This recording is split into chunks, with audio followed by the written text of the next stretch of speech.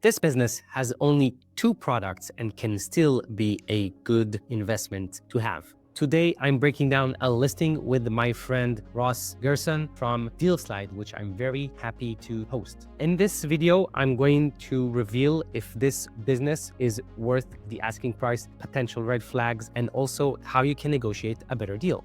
Welcome back. My name is Shlomo Freund, and on this channel, I help you explore passive income opportunities by buying websites and online businesses. Today, as I mentioned, I joined by my friend Ross Gerson, founder and CEO of DealSlide, to analyze an Amazon FBA priced at $136,000. We'll take a deep dive into its revenue, profit margin, at what it makes it strong or risky investment opportunity. And also stick around till the end because I'll share a crucial tip of how to avoid overpaying for deals just like this one. Is this a good deal? Let's check it out.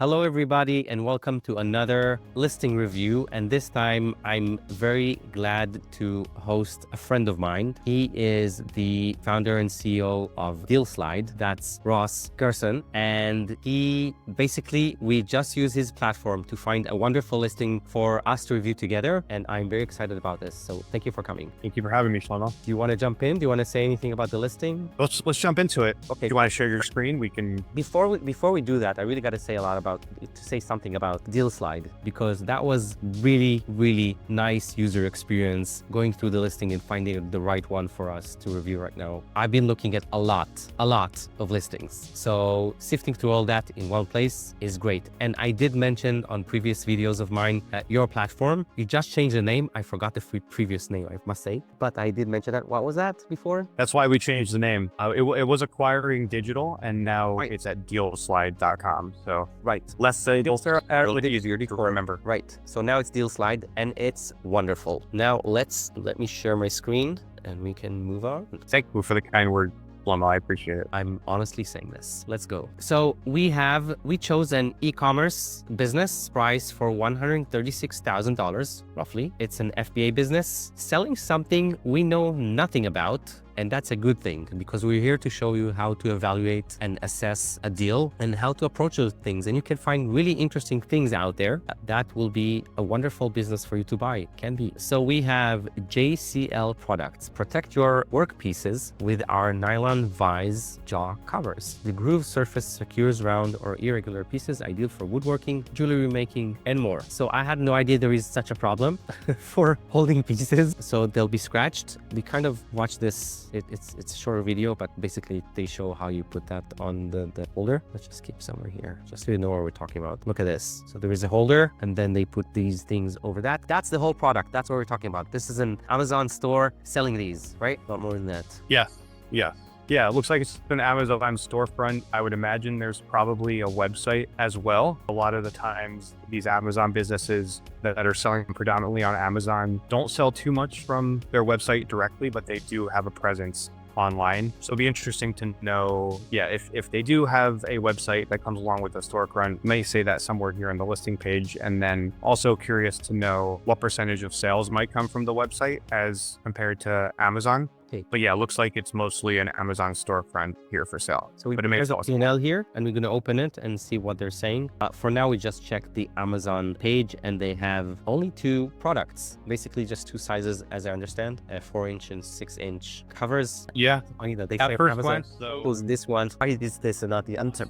Yeah, lots of high rated reviews there, and Amazon's choice is nice. So that's good to see, at first glance, and it doesn't look like it's too complicated of a product or too many different SKUs to worry about. So it could be something interesting, maybe for a newer buyer, because it less SKU count, potentially less moving pieces, as opposed to a business that's larger and has a lot more product. Yeah, let's look over the basics. So this is the business location is in Germany, DE, and United States. It's 5 years old. It's making $4,500 a month. A profit margins are 16%, which a bit low in my opinion, but fine. Profit margin is 2.5x. So it's important to say that Flippa is using yearly multipliers versus marketplaces like Empire Flippers that use monthly multipliers. So in Empire Flippers, you'll see 20, 25, 30, 40, whatever, these kind of numbers. And here you'd see 0.5 to 5 or 6 or 7 or something like that. So the profit margin, the profit multiplier is 2.5 years. That's 30 months. And the revenue, if you're taking the revenue, it's 0.4 years. Okay, so about the listing. Yeah. You already know. Yeah, go ahead. I was going to say, I think just based on the highlights that you read there, I think DE refers to Delaware in the United States. I think it's a USA-based business. I thought of that, but that could be a double. And also, just 5 years old is a nice age for the business. So it's good to see that it's not something that's been up there just for a year or two, and then someone trying to sell it immediately. So that's good to see, as well as, maybe even being able to see some numbers all the way back to when it started. Kind of looks like would be kind of post-COVID time. So that's interesting. And yeah, 16% margins, I would say, are on the lower end. So that would be something I would want to dig into to check, because if those margins are actually even lower, that could be tough to sustain, and would be something that I would check out. I've worked with buyers in the past that are looking for greater than 20% margins for FBA businesses. And FBAs and Amazon businesses in general are very cash intensive. So you need to have enough margin so you can keep buying more inventory and stuff like that and keep running ads. This one comes, by the way, with $20,000 of inventory, which is already a good start. So you get it with this price. However, 16% profit margin, as you said, is on the lower side. Let's look who the seller is before we jump in all to the rest of the details. So it's down here. So this is Sebastian Stanley Jones from the Netherlands. This is why I thought it would be Germany, because I read that before. It's like Netherlands. Okay, so it's somebody, but it's a broker. So it's my mistake. Global M&A advisor assisting clients securing healthy valuations. So you're buying through the broker and not through a person, not with a person. I don't know why they chose this route. What do you think about that, Ross? Well, I think Flippa provides sellers. Sorry. I was about to say, because just for $136,000, I would expect using a broker for larger deals. That's why. Well, yeah, it's all relative. For some people, 136K, is a lot more than for others. So yeah, it's worth it, I think, to maximize the sale, to use a broker and pay a little bit of an extra fee to get a deal done or get a better deal. So yeah, I don't think necessarily a 100K deal is too small to leverage brokers or advisors. But I think what's happening here is Flippa provides a few different options for sellers when they go to market. I think you could have one that's more for sale by owner, where you have the listing page and you handle a lot of it on your own. And then they have other options where you could have an advisor like they have here helping you. And I would imagine you pay a little bit more either upfront or on a success fee, or both in this scenario. I don't 100% know what Flippa is charging for this, but I think it's probably a scenario where a seller wanted more support and more hand-holding and thought that working with Flippa in this way would be easier and help get more eyeballs on the business and get a deal done more quickly. So yeah, I think that's the scenario here. As we're seeing, it's not under an NDA, so anybody can look at the business. And we're also digging in a little bit on DealSlide on the back end, and it looks like this business was first detected about 6 months ago, but it may have been off market and reactivated. So I'll need to dig in a little bit more to see what kind of data we can pull up in terms of price changes and what we can find. But yeah, I think this business has been on the market for a little bit now, maybe 6 months or so. So let's just quickly talk about multipliers here and see if that makes sense. And because it's already 6 months on the market, maybe there is room for negotiating this price. So we're talking about a multiplier of 30 for an e-com business. And I think that for the time of market right now, which the multipliers are around 20, 25, that might be, it's pretty high. I wouldn't negotiate that price. Yeah, it is interesting that it includes 20K of inventory. Typically, sellers try to separate that from the list price, and you pay for that in addition to the list price. So that's nice. But yeah, I think you're right. I think e-commerce, especially Amazon FBA, is tricky, and the market isn't as strong as it was a few years ago. And a lot of buyers are skeptical, and the market, is weaker than it was previously. So I think there is definitely room to negotiate, either, not paying all cash for this deal and getting creative with deal structure, even though it's, not the largest of deals, or just a much better total deal price multiple potentially for this kind of business. I mean, I know a lot of the bigger players in the space that were buying and rolling up lots of Amazon businesses are having some trouble and selling a lot of their brands for prices that are probably, less than this at the moment. But that's a bit of a different situation than this this type of deal, but I would agree with you that there's some room to negotiate. That's my short answer. Without The long answer, but the short answer is there's room. Without the inventory, the multiplier is around 26. So it is closer to the average. But again, I would still say I still see lower multipliers. But let's keep reading, and maybe it makes sense. It's an amazing business, and that it's spot on with the multiplier. Let's see. Just one more thing about the seller. So I've been seeing on Flippa, that's actually I've never seen about the broker. So a broker sells that. There is a guy, his name is Joe Burrell. He's quite a big broker on Flippa, so he helps lots of businesses, and he acts as the seller, and it says about the seller. So maybe it's a new thing that they now call them brokers, and it's a different thing. And when I see his listings, I know that a lot of work was done in there. Yeah, so Joe is he's like a third-party broker to Flippa. He has his own business. I believe it's called Just Website Brokerage, but I guess forgive me if I butcher that in some way, where he leverages Flippa's platform to sell his listings. So he's kind of like a broker outside of Flippa, but he uses Flippa as his main source to get more eyeballs on listings and to close deals. Whereas this Sebastian Stanley Jones person, I believe, is a full-time employee of Flippa. So that's the difference here. Okay, let's look at the revenue and then read about the business. So we have the graph here. That's the revenue. You can see that it goes from July 23 to June 24. So we're missing tons of data here because we're now January 25. So we have 6 months of data missing here. Let's see, it's 33,000 down to 19 in September, then here down 20 in April. I can't tell if this is seasonal, if people fixing more things in their house and these less in April and September. So it's hard to tell. We don't have enough information here. So I don't think there'll be a lot of any traffic info here, data here, because it's Amazon. But let's see. Healthy high 6-figure Amazon store front with strong margins. That's not strong margins. 16% is not strong at all. Structures specifically for the first-time Amazon operator to acquire. Wonderful lifestyle business. 8-strong magnet for easy attachment. What's 8 strong? Each nylon vise pad set has 8 strong, I guess it's a term or something, rare earth magnets to ensure that they will stay firmly in place once attached to your table vise. Superior groove design protects workpieces from damage, holds up firmly in place without damage. Interchangeable between flat and grooved surfaces. Low ASIN storefront. Right, it's only 2. We checked that. Small packaging ideal for first-time Amazon operator. So they really optimized this listing to say this is your first business. Is somebody buying their first business for $136,000? You can see that very clearly here.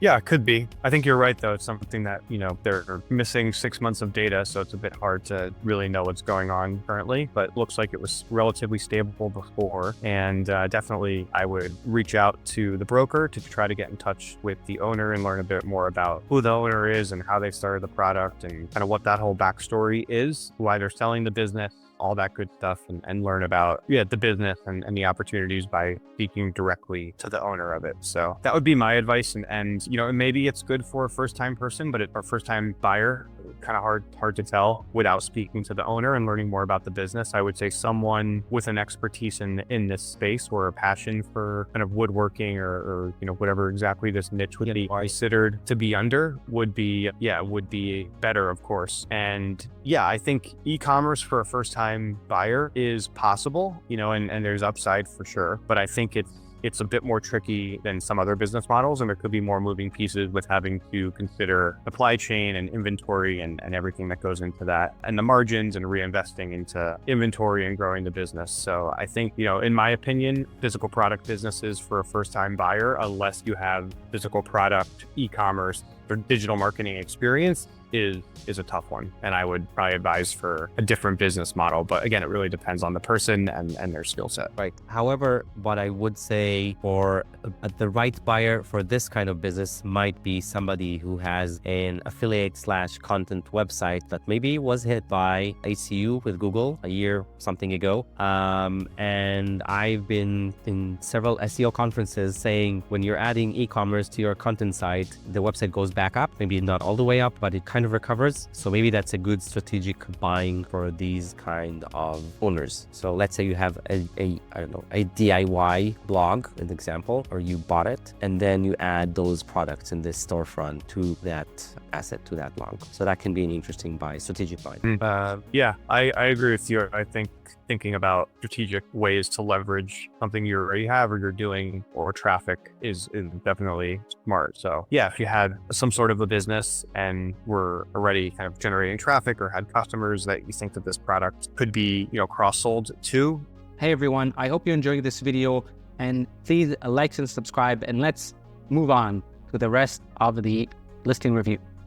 Or there's some synergy in any way, then yeah, there's definitely, an opportunity just outside of looking at the business from a financial level like we are right now. Okay, let's continue revenue and expenses. So the revenue, we saw the graph before. We know that we're missing the data because it only goes up to June 24 with $35,000, and the revenue here $3,000 over 35, so that's less than 10%. I mean, you measure this yearly, but you see that's roughly $3,000 a month, 6, 5. You see the numbers here. In May, for some reason, they have 8. We'll look at a P&L in a sec, but that's a trend here. Financial statistics, annual revenue $335,000, profit 54, so the margin is 16%. Oh, that's a profit. Okay, is this really 60? Yeah, it's 16% roughly. Revenue 27,000, and the monthly profit, as we said, is around $4,500. Okay, we have all this data. Cost of goods sold $41,000 a month. So my question here about this listing, why they're saying that the monthly revenue is this is supposed to be roughly the same number, I'd say. Cost of goods sold. Yep.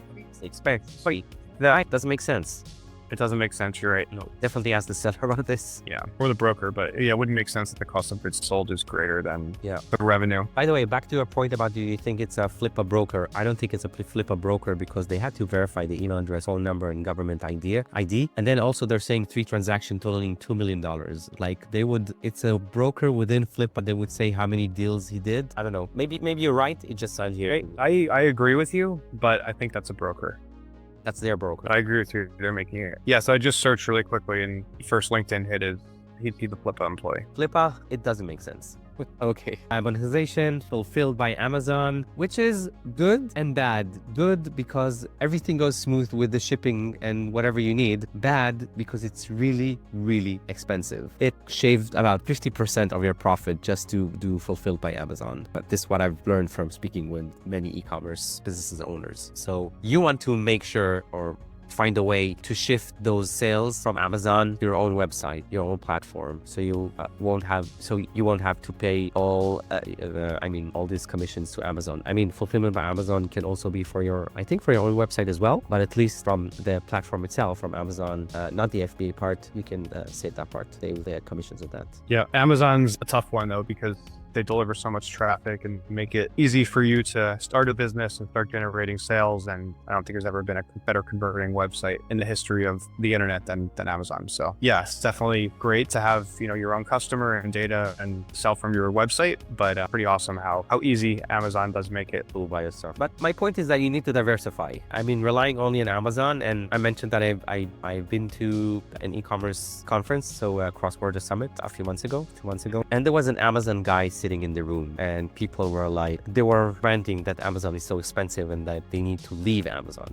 And he was like, I hear you. That's that's the way it is. So diversified out of Amazon as well. Okay. Yeah, it's kind of like Google traffic in a way. It's good to have, you need to diversify, have other traffic sources. Okay, sale includes domains. They do have a business which we haven't yet searched for. They have email addresses. I hope many of those. So that's probably from the website. Website files, inventory. Yeah, we have 20K included in the sale. The platform is Amazon, of course. Post-sale support included. That's wonderful, but they don't say how long that is and what that includes. So that's really important to ask the seller and have that in a contract with them. So if that's 30 days, 60 days, whatever number, normal is at least 30 days, but depends on the size of the business. And would that consist of email support? Would that consist of chatting with them on WhatsApp, calls, whatever, Zoom calls? You need to sit with the seller and ask them and negotiate that, because that's important for you, especially as they mentioned, as a first-time owner, you need that support if you are a first-time owner.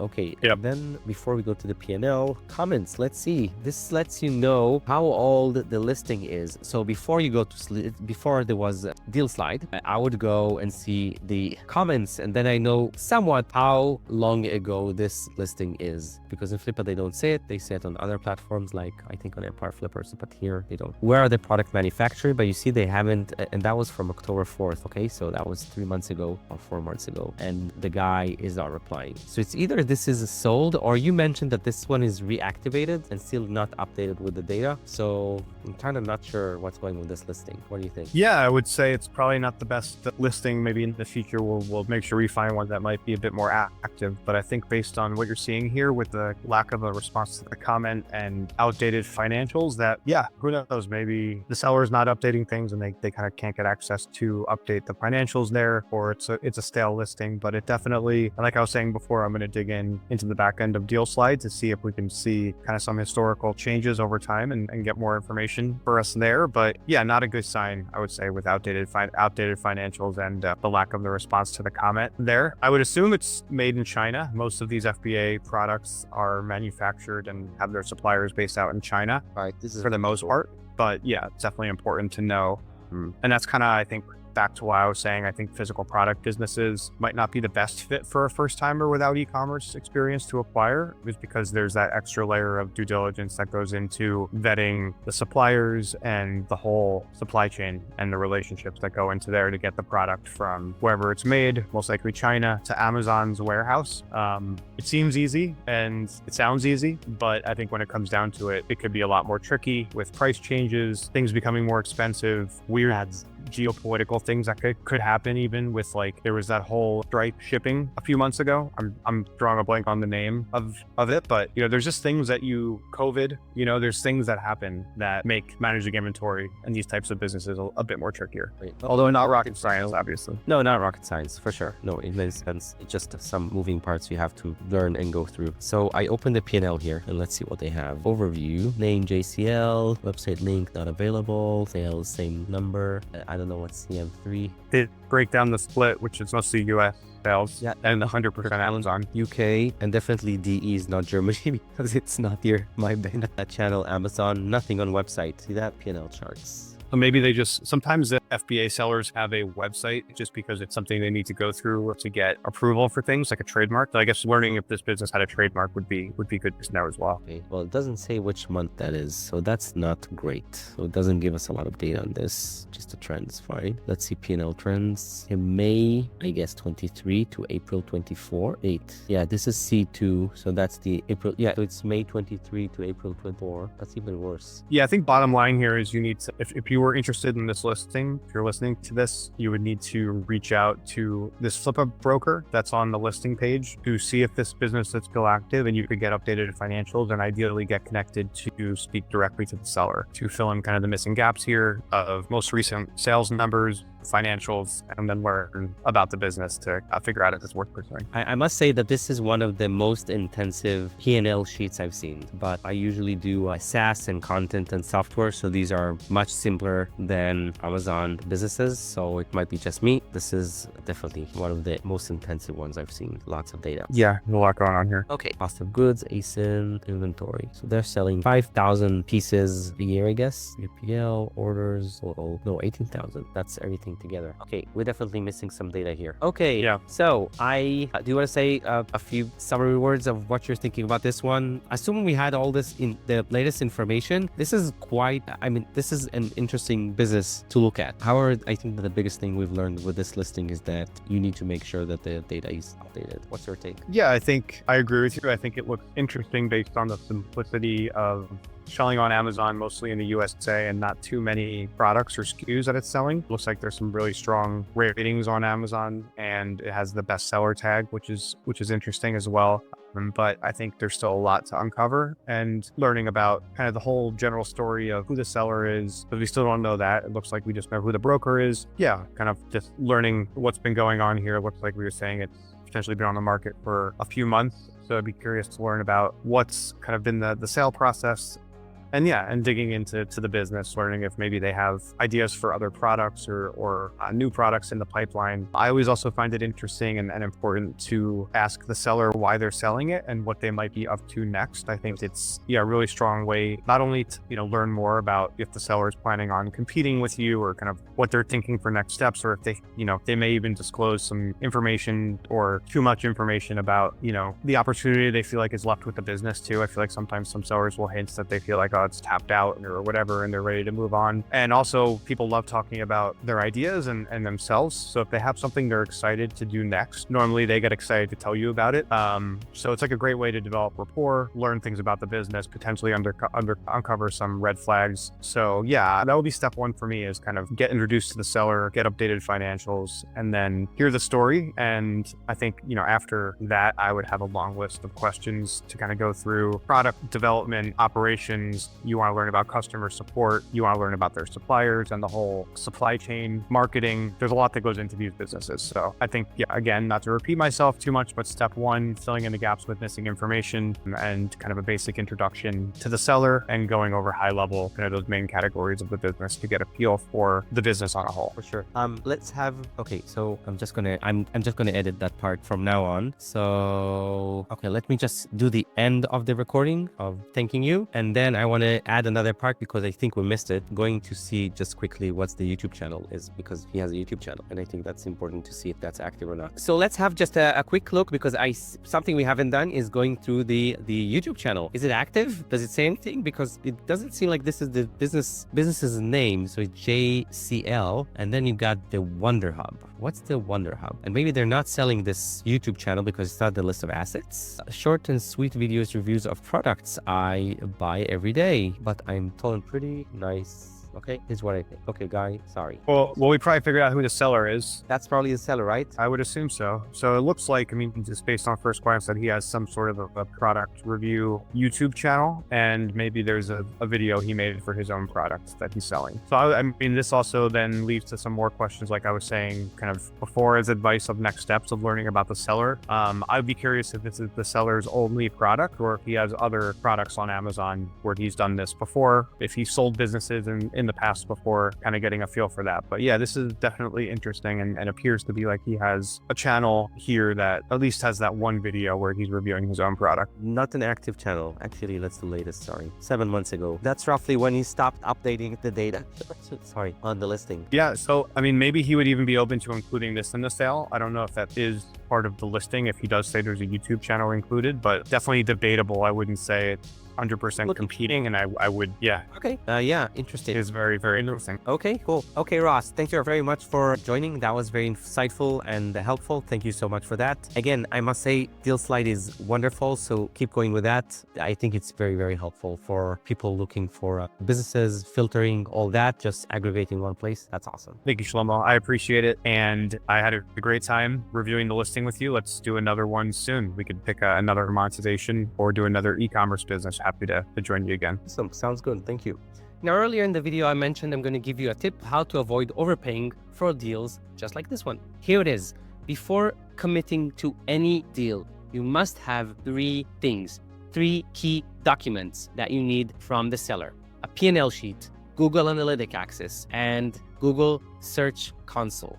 All these 3 things would give you a better picture of what the asset you are about to buy. Without those, don't move forward with the deal. If you enjoyed this breakdown, check out my other videos linked in the description, where I analyze digital assets under $50,000. The link is right there in the description. Also, if you're serious about finding the perfect business, join my free newsletter. It's called Remote Revenue, where I share exclusive tips and resources to help you find, evaluate, and negotiate your next deal. The link, again, is in the description. Check it out. And don't forget to like and subscribe. It's always good. More important, leave a comment and tell me what kind or types of deals are you looking for, and I'll do more videos of those. I'll see you in the next video. Cheers.